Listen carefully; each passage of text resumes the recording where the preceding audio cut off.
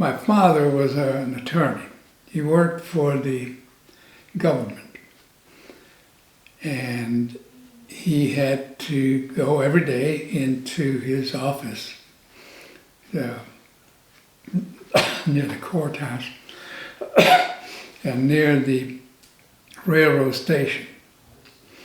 Well, Hungary being close to the front, it became a target for the United States Air Force. They wanted to assist the Soviets by strategic bombing. And one of the targets for the strategic bombing was the railroad station of Debrecen, which was 2 blocks away from my father's office. Well, by 1944, summertime, we were taken to a location outside of Debrecen because we feared the bombings. So we were in the country, in a very safe place.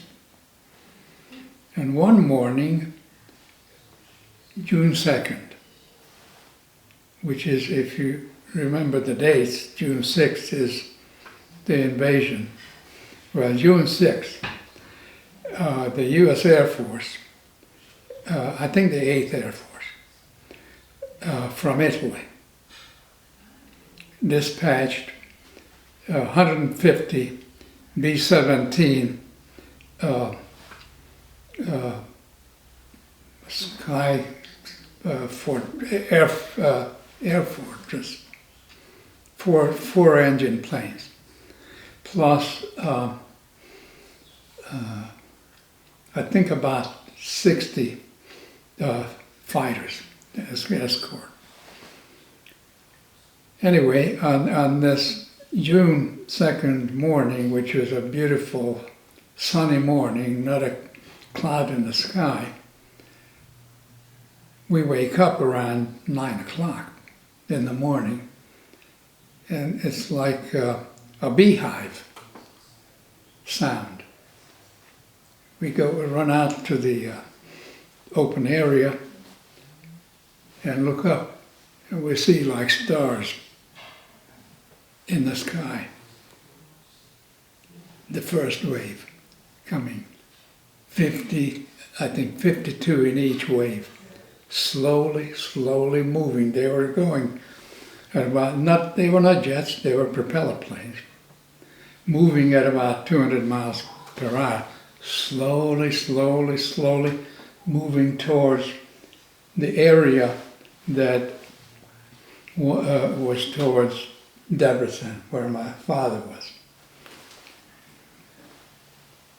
The population didn't take the air raid signals seriously because they had so many false alarms. But this time, when they reached the direction of the city, suddenly we hear explosions. This was like about 15 miles out of that location.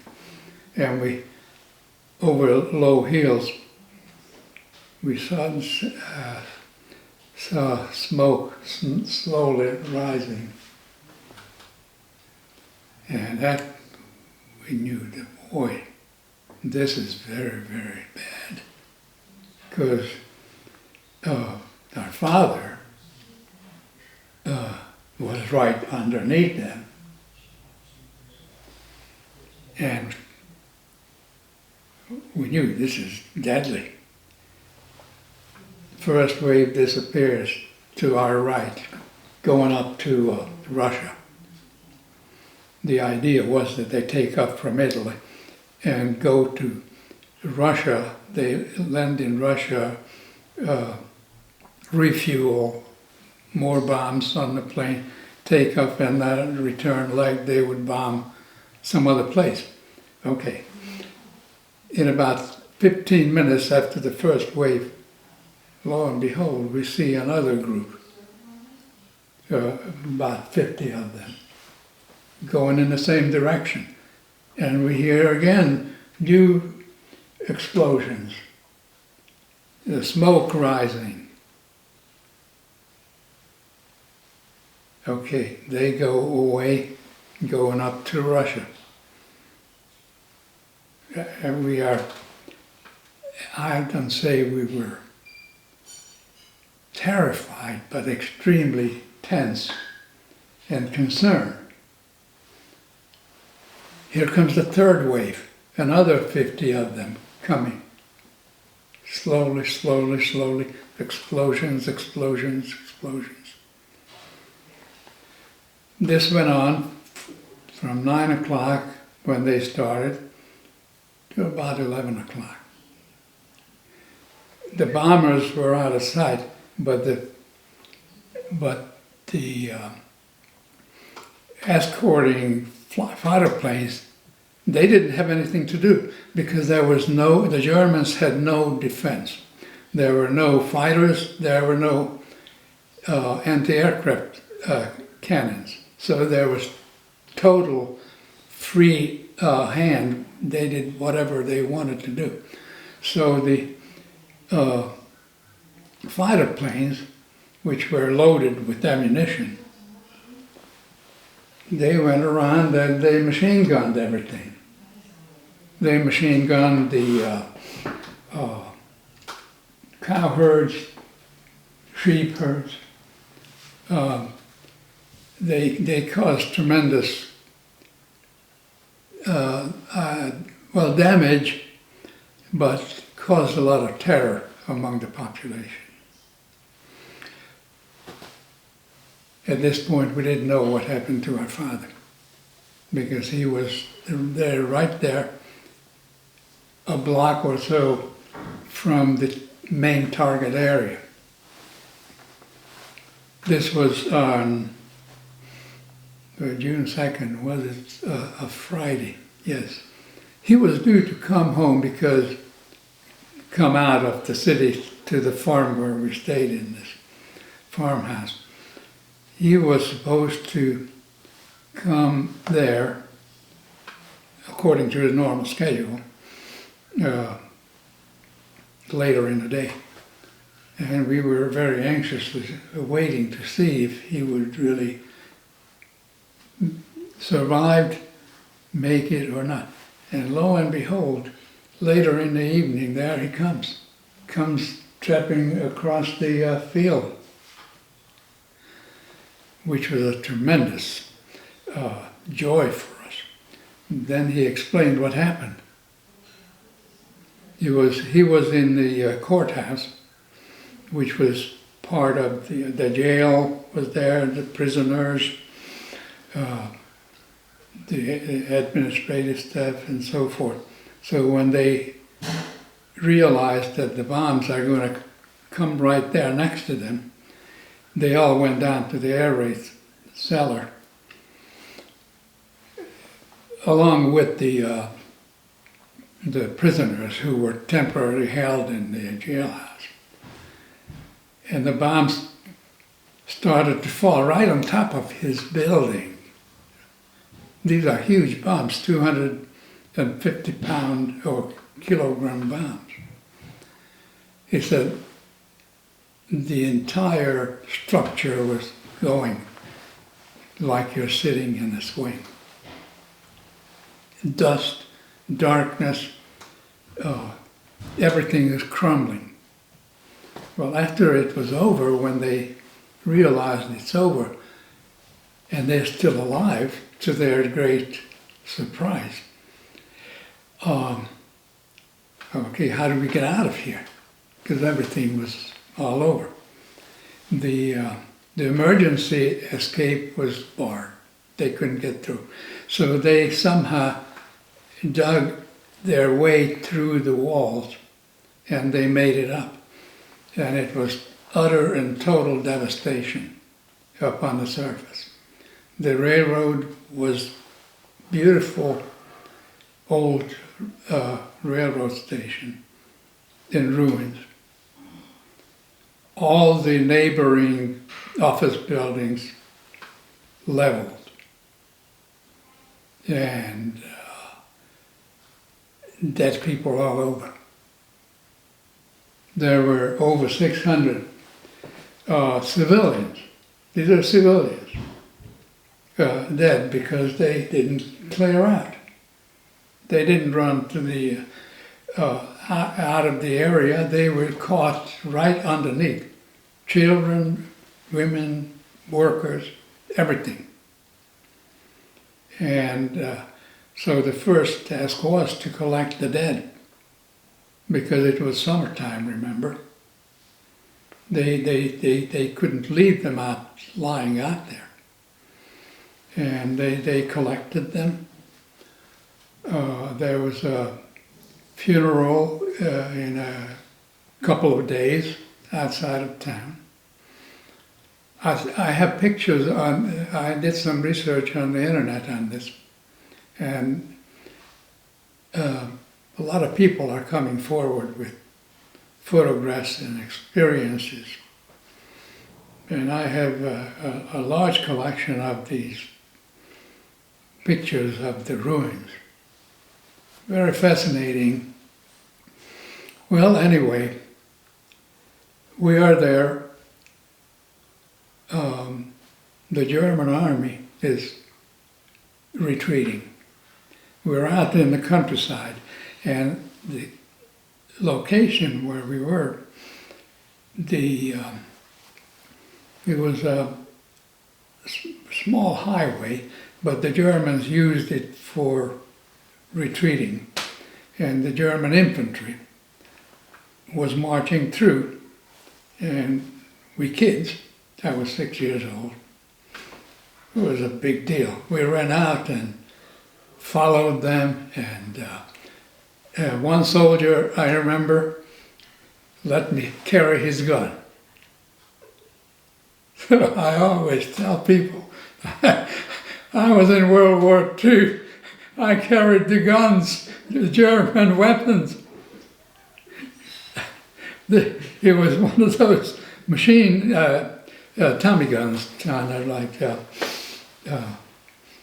the Russians had the equivalent with the round. The German soldiers were extremely friendly to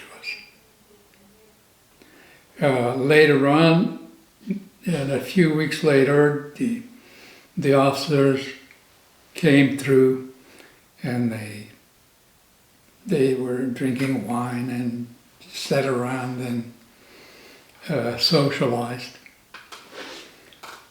But eventually, come September, the front was getting closer and closer. The Russians were Soviets, I call them the Soviets, were just maybe 30, 40 miles. And they were occupying various Hungarian cities already. So we had to get out of town. We went back to Debrecen, where our permanent home was, and from there we went to Eger, E-G-E-R, where I was born, where I said we were earlier. And Eger was also occupied, still occupied by Germans. The German army, I remember it was a mountain division and some police divisions and some Air Force soldiers. They were all over town. And again, they were very friendly. They allowed us kids to be underfoot, watching what they're doing. They were housed in our building too. There was a small detachment of telecommunication soldiers, and they were doing their wires and connecting the telephone to the outlying areas, cutting the wire. I remember the wires, they used these color-coded wires. They were green, yellow, and blue wires, and they gave us the clippings and we thought it was the greatest thing. They gave us cookies and so forth. Now, this group of Germans was very friendly and relaxed. However, as time went on, the front came, and these guys cleared out. They moved out, retreated to safer places. And they were replaced by the actual combat groups. They also stayed in our yard. They parked their armored personnel, armored carriers, tanks out in front. And these soldiers were all dirty. They're just coming out of combat. And they were very tense. There was no chit-chat with these guys. They were all business. If we went near them, they were too busy with saving their own life and building up their defenses. So the war was almost there. We're into October now. End of October. The Soviets are along the line of the Tisa River, Tais, which runs from north-south. And it's a natural barrier to land warfare. And that's where they were stopped by the Germans. But the Russians had already reached that line, and they set up military assembly areas. This is October 29, I remember. We are hearing explosions here and there, artillery fire, but not anywhere near. But this particular morning, we hear this tremendous explosion near us. All the windows are blown out. What happened? Well, what happened was, as we find out, a single Soviet fighter plane came over, either reconnaissance or maybe just to harass the Germans, and couldn't find a target worthy to drop his bomb, a single bomb. So he saw, not far from our house, there was a church with a hospital. And he couldn't tell what it was. And he dropped his bomb on the hospital, which killed like about 25, 30 people, including the daughter of a very close friend of ours, a daughter who was born in America.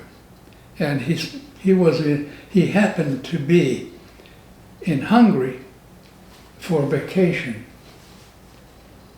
and had a minor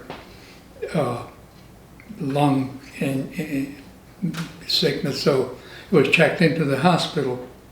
But it so happened that she was there at the moment when that bomb was dropped and died.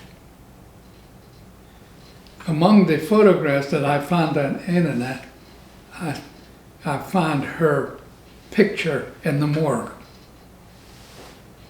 I also have her picture as alive. She was 17. So it was a very tragic thing. And at that point, we're getting into November. The front is closed. The civilian authorities of the city are evacuating.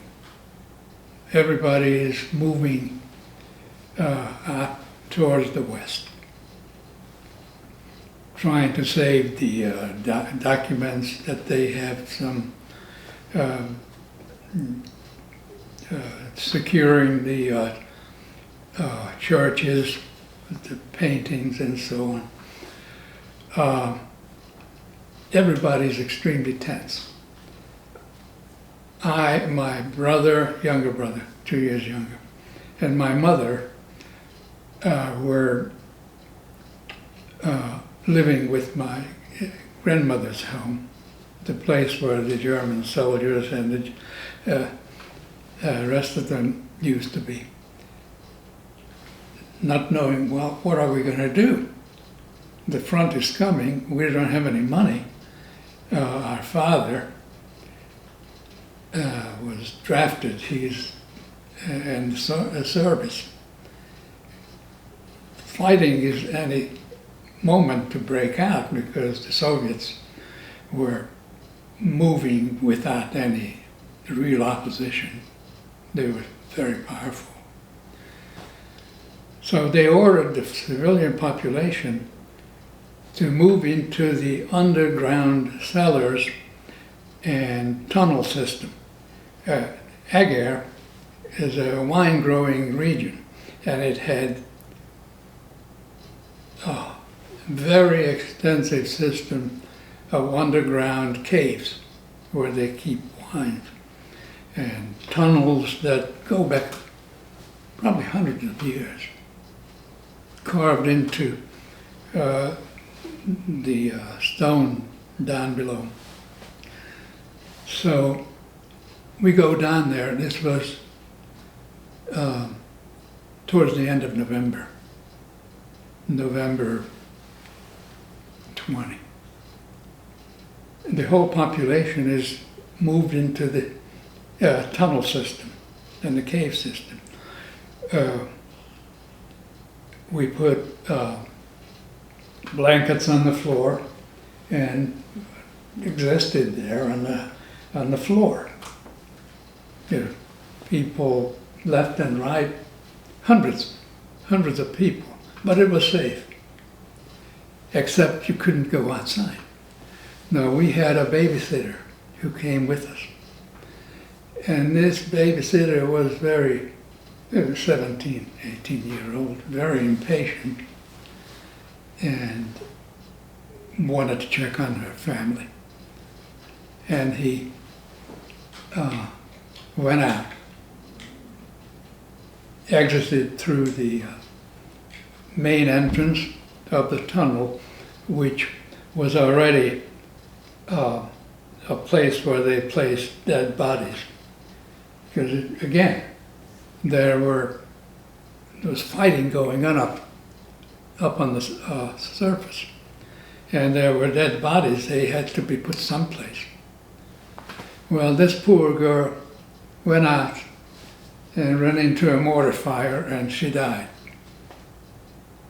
And she also was laid out right there. Now we're towards the end of November.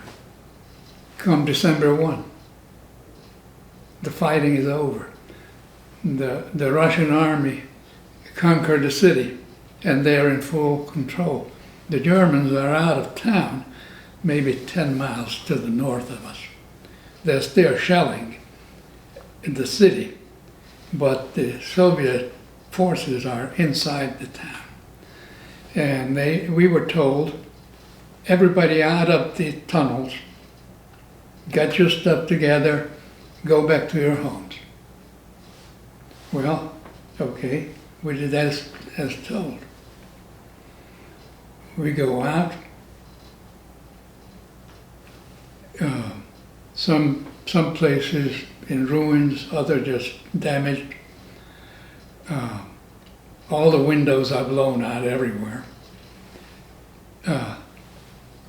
December in Hungary is beginning to be very cold. So we're going through this frigid place. My mother and I and my young brother. I remember crossing a street, and there are 2 Soviet women soldiers directing traffic, and they were very, very kind to us. They were pointing out which way is safe, don't go there. there's still live ammunition here and there. So they directed us home. And we would see the Russian army, fighters all over the city with Russian weapons.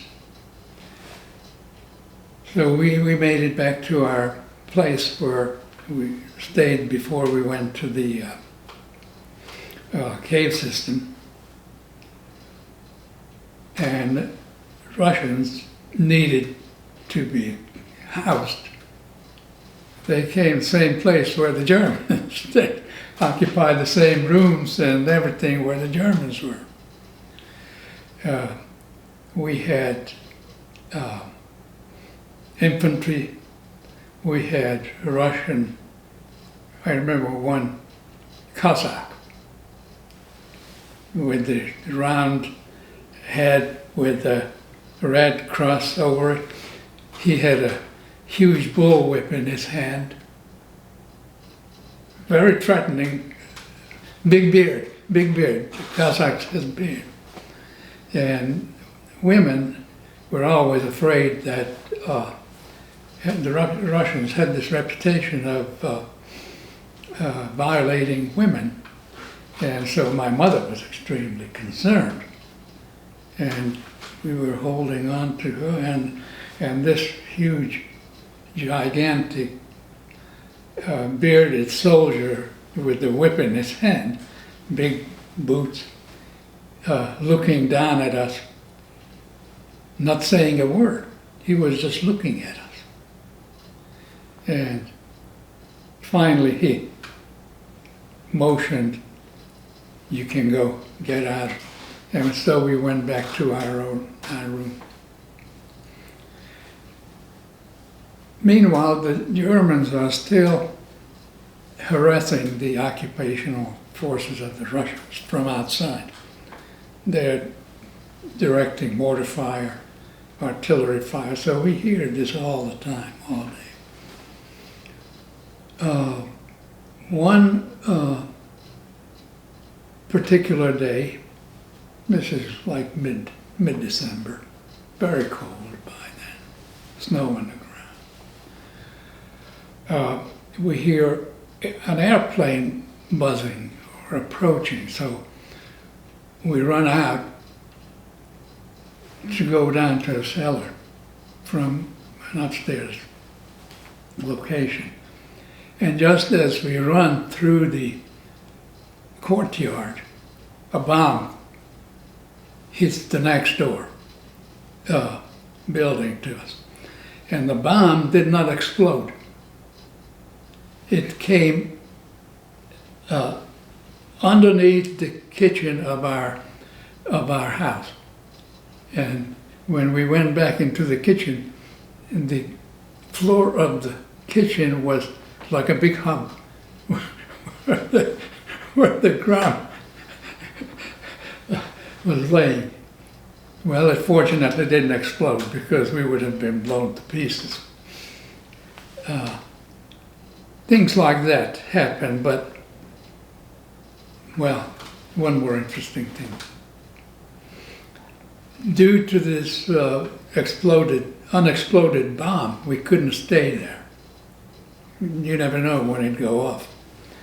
So we went to a different location, to my other grandparents' home, which was to the north of the city in the direction where the Germans were still active.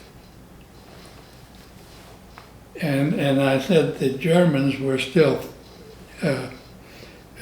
holding the place under fire. And one particular night especially was a very heavy bombardment. And we went down into the basement of this house where we stayed. And I stayed there all night. It was a very dingy little root cellar.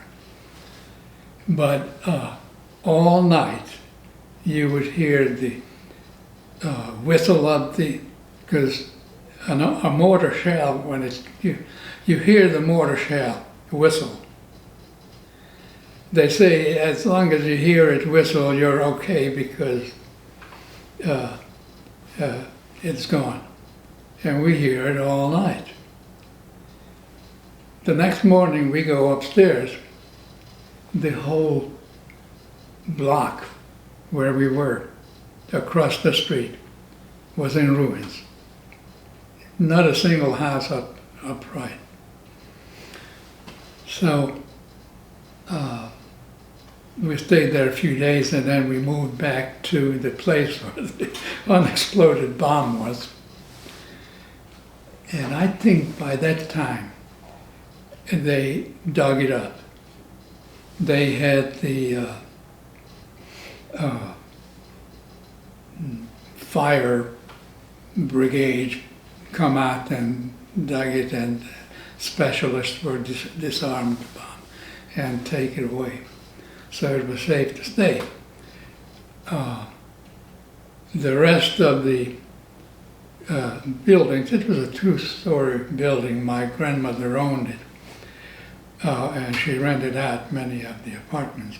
The apartments were occupied by some of the older tenants, but many of the apartments were occupied by Russian soldiers. And lo and behold, the Russian soldiers are just as friendly as the Germans. They were very, very kind to us. Not a single act of violence or other hostile act. They gave us food. They gave us, I remember their special food was this, like a brick, black komisbrot, they called it commissary bread, komisbrot. And they gave that, and they gave us all kinds of crazy desserts. They would